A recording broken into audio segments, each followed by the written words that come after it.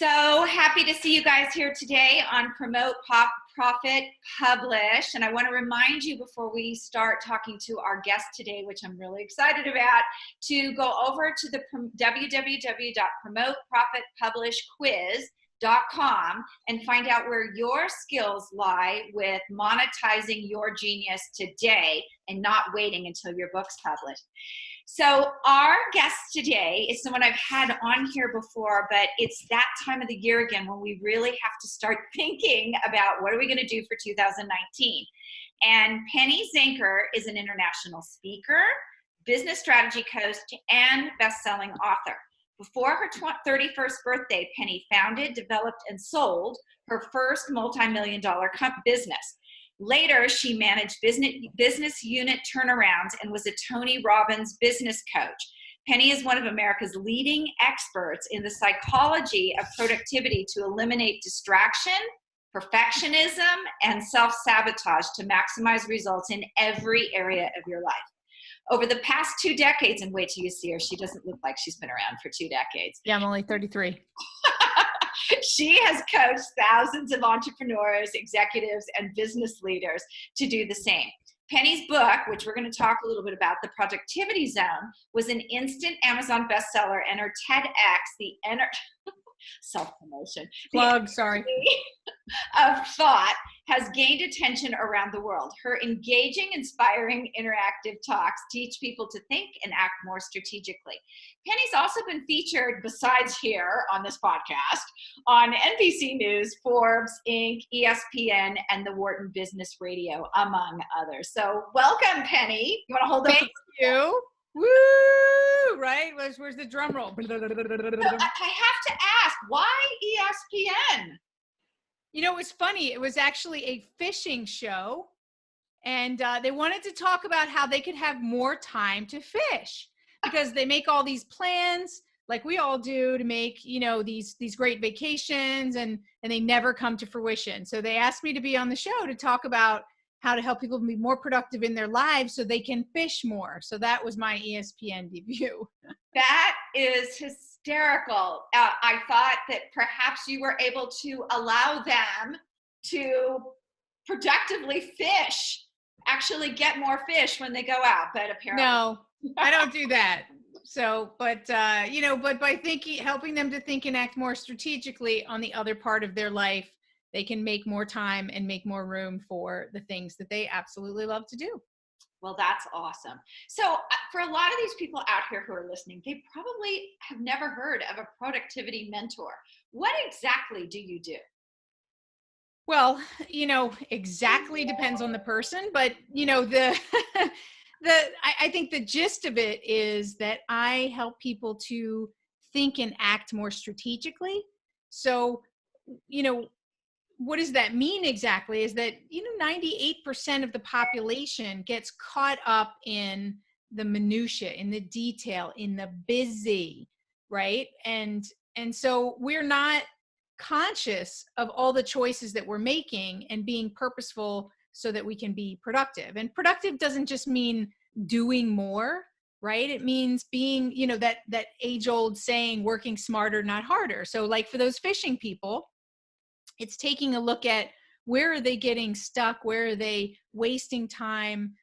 What is more strategic for them to focus on? So really strategic focus so that they have more time to do the things that are most important to them. And for an entrepreneur, for instance, it might give them more time in the sales arena because they're spending way too much time on things that don't grow their business and don't really matter at the end of the day. So, for each individual, depending on where they're coming from, it might be just shifting their focus wherever it might be based on their goal set. That's really great. And I know relating that back to the business I'm in, a lot of people will spend their time developing content versus actually doing the things that will monetize them. So that's huge for you to be able to get them out of that zone and doing the things, because I think a lot of people hate sales, so they'll do anything to avoid it. But it's a necessity for us as entrepreneurs. Absolutely. And I don't know why they hate sales. That's what our businesses are. We're supposed to make profit. Like you go in and ask somebody, what are you in business for? Right. They can come up with all these things, but that's all great. But we also, that's one of the things that we need to make profit in our business for it to, to pay us our salaries and pay other people their bills, and then to, to add value. If we're not making profit, we're really not adding value in the marketplace, because we can't do any research and development, right? We can't innovate. Like, there's so many things that we can't do for our customer if we're not a healthy, profitable company. So very true. And I might add, if you're not a profitable company, you might not really be a company. Oh. True. You have a nice hobby, right? Yes, It's not exactly. A really great hobby. So can you paint, and I know you said that that people are kind of all over the place, everybody's different. What would a typical productive entrepreneur look like? well, it starts with, and it is a very difficult question to answer, right? Because it starts with, what is the entrepreneur's goal, right? So, because where they're going to focus is going to depend on what their goal is. So somebody might be looking to create a completely online business so that it's complete residual income, right? Somebody else might want to build a product so that they can then sell their business at a later time, whereas someone else might want a lifestyle business. So it really starts with understanding first what their goal is for their business. And I know that seems obvious, but a lot of people don't actually spend the time to identify, what do they want this business to be. And if you don't, like, if you ever think you might want to sell your business, there are so many things you need to do in the beginning in order to set yourself up for success there. And if you don't, it's a lot harder, and it takes longer, and it's more painful to do it later. So it's a good idea to think of that first. And it goes back to what I said earlier. The productive entrepreneur is the entrepreneur that knows that they're not a lone wolf. They can't do everything themselves. So they set themselves up with a fantastic team, whether it's outsourced and or whether it's insourced, right? And that all decision making depends on a number of different things. And they put processes in place to automate where possible, and that they're proactively looking at that, and that they're also focusing their time on what grows the business and really moves the business forward. And then they delegate everything else. That's what a successful, productive entrepreneur looks like. You can call productive and successful a little bit synonymous. When you're productive, then what I call it is you're efficient and effective. And that means that you're successful. You've got some balance in your life, and at the same time you're making money, and everything is good. It's not perfect, because it's not meant to be perfect, but it's meant to be moving forward and growing all the time, personally and professionally. Yeah, I agree. And you and I are both CEO Space members. And we were sitting, I don't know if you were there, but we were sitting in one of the mentors' talks, and he was talking about exit strategies. And there was a whole row of people that were talking about, they've never even thought about an exit strategy for their business. So it's good that you brought that up, because you have to know what your end goal is. In your intro, you talk a little bit about the sabotage of perfectionism. Would you talk about that? Because I see that a lot. Wait a minute. Are you insinuating something? I'm insinuating something here. Not for me, of course. No, for me. No, I'm teasing, because that's my, I think we all have, basically in my book, I talk about the productivity zone. And it's a bell curve, if you will, but not with statistical deviation or anything like that, just from a picture perspective. And on the right-hand side, if you're looking at it, you have overfunctioning, which is perfectionism. And on the other side, you have procrastination, which is underfunctioning. And if we looked at it really, really simply, right, because sometimes we make things way more complex than they need to be, we're either in the zone or some shape or form in the zone, or we're out of the zone and we're overfunctioning or underfunctioning. And so procrastination is my challenge, right? It's not really not doing things. It's over analyzing or trying to make something, to the nth degree of what it really needs to be. So self-sabotage is when, why do we do stuff like that, right? It's because we're fear of being judged. What are people going to think? You work with a lot of authors. My book, I must have gone through easily 50 iterations of my book. And I could have continued going had I not set a very clear date and publicized it so I couldn't go back, right? I burned the boats and I publicized it, and I'm publishing it on my birthday, 2015. And so I had to work my way backwards and say, what's good enough? And that's, I think that's a challenge for a lot of entrepreneurs, is that we're driven. And so, and we want to be great at customer service. So maybe we over service our customers, right? Maybe we overdo a number of things. And then it gets us into trouble where we end up overworking because of it. We end up, stressed out, and actually it doesn't do, if we have employees, what I managed to do was burn out all of my employees, right? Where I had these really high expectations, right? There you go. Really high expectations, and nobody could meet it. So then they felt less than, and then they went to the opposite side. So then they went to apathy, and they went to procrastination. Like, wow, what the heck? She's going to come back and she's going to reorganize it and redo it. So I had to learn the hard way, because I was trying to be that lone wolf. Even though I had people, I was still, wolfing.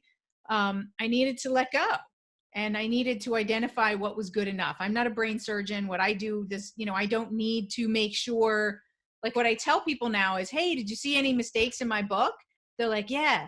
And I was like, well, did it keep you from understanding the purpose? I mean, I had 3 different people look at it, right? I could have gone on and on. I could have made things better, described, but there's a point where it's not a value anymore.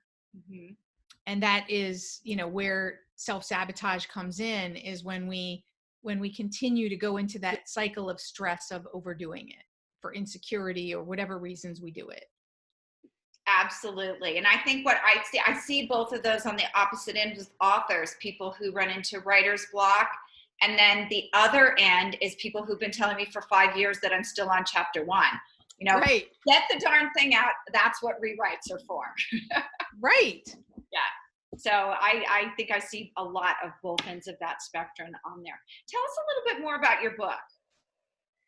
So my book is structured around that. Here it is. I'll plug it again. Woohoo!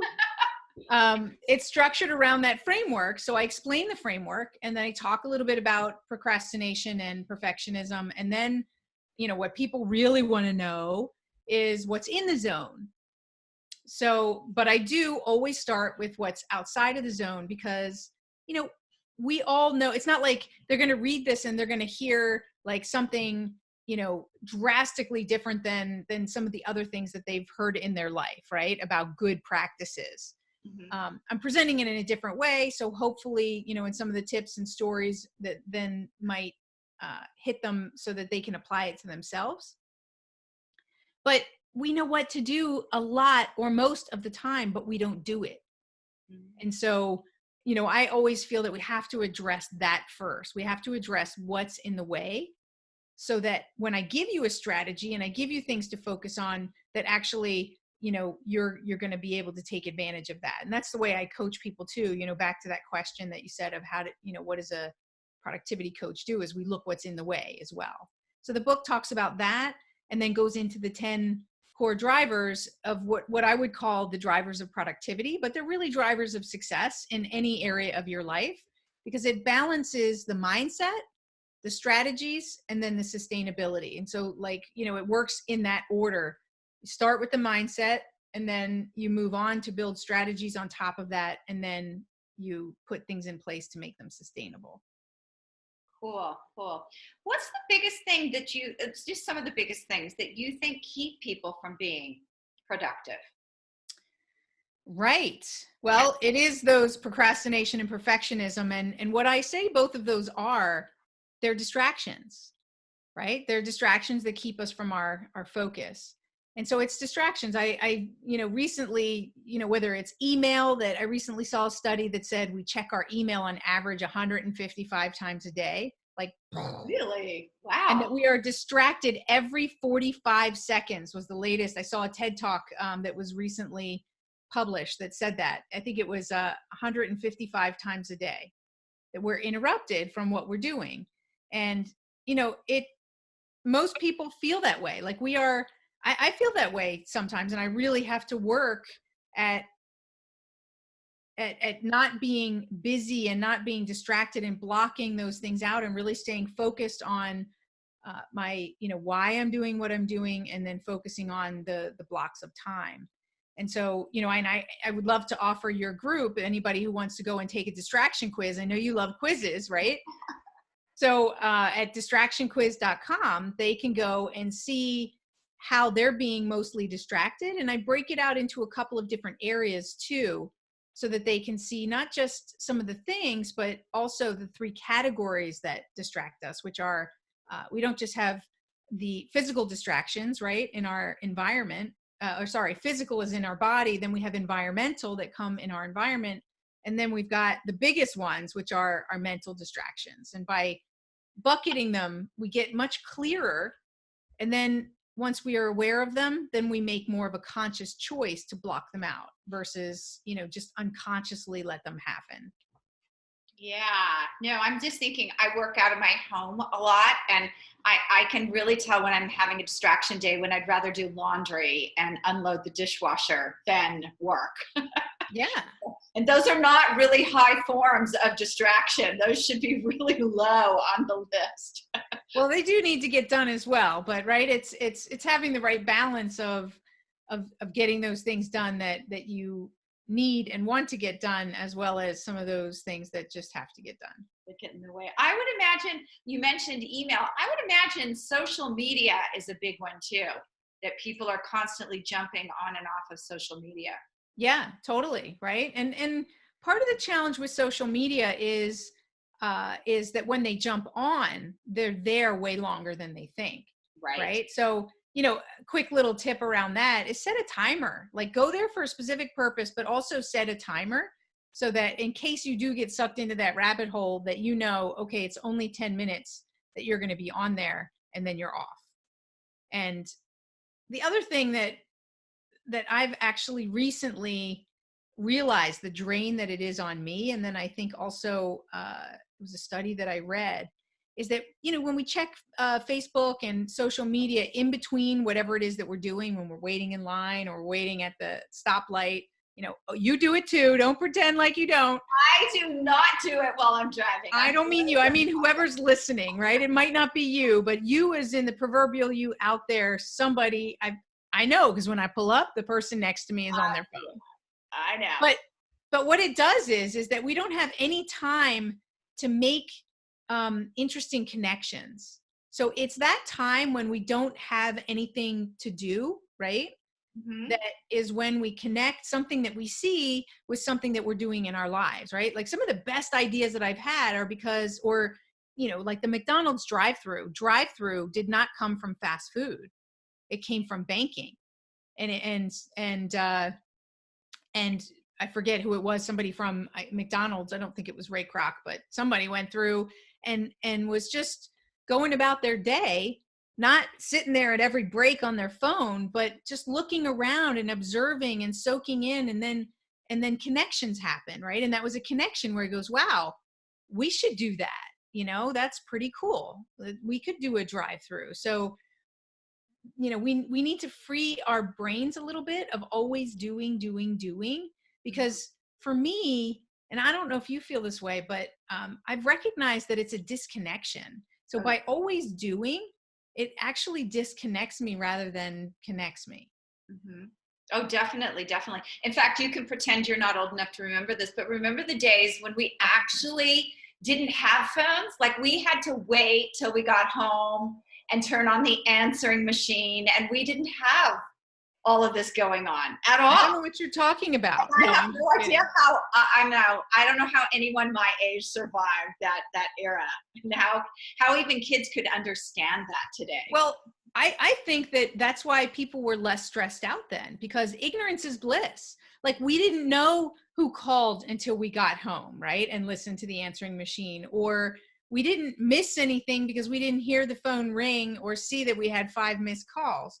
Like, all of that goes into our the whole fear of missing out, and like it psychologically is really not good for us. And we have a more stressed out culture than ever, right? The World Health Organization has declared stress a worldwide epidemic. And I absolutely believe that this always on, always doing plays a role in that.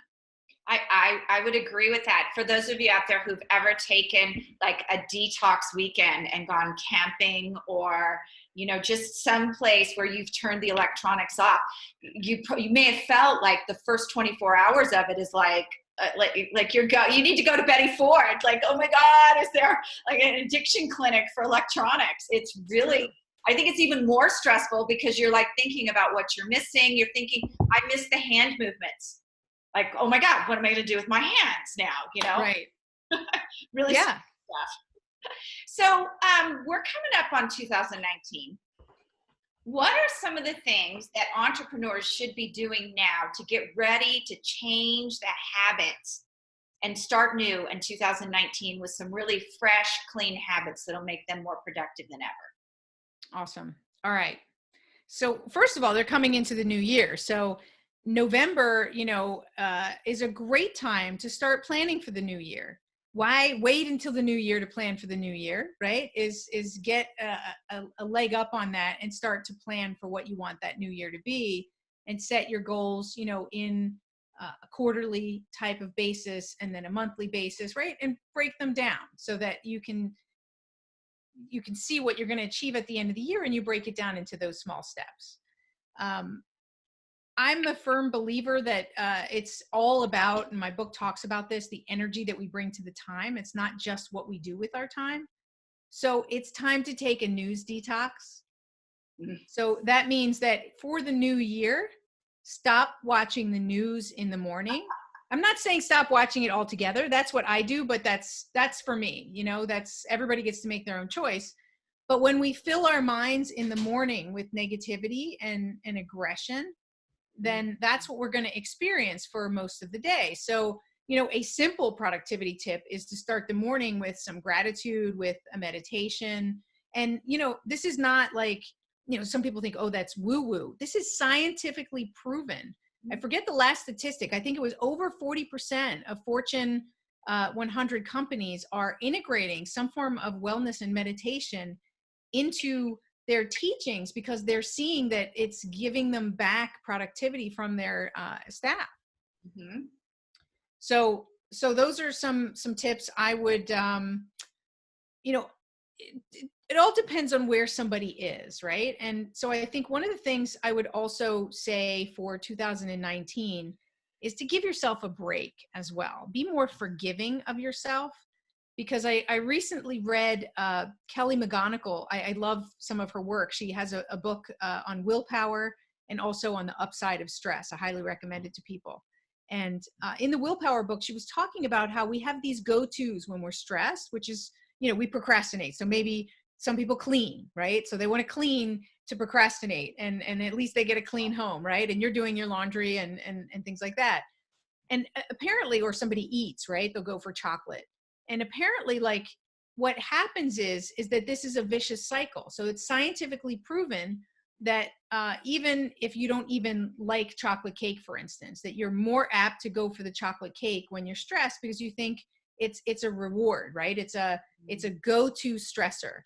And then when you beat yourself up because you ate the chocolate cake, not saying anybody here does that, but then you beat yourself up for not doing what was on your scheduled list.